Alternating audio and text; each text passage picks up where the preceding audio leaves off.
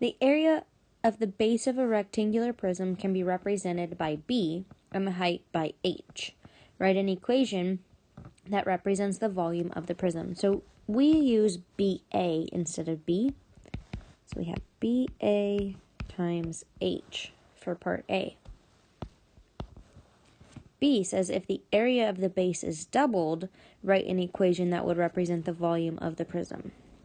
Well, the new volume would be twice the base area, because it's doubled, and times it by the height.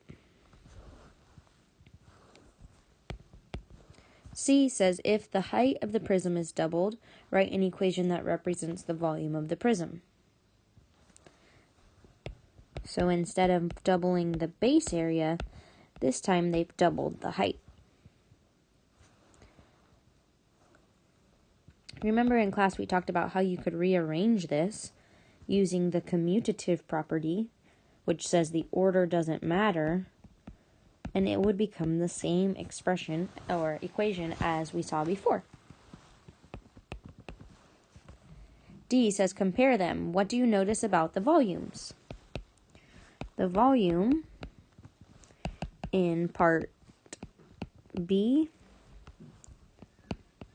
and C is the same.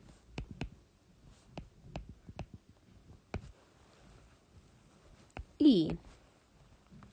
Write an expression for the volume of the prism if both the height and the area are doubled. So twice the base area and twice the height. If you rearrange this, you might also see it written as 4 times the base area times height, because 2 times 2 is 4.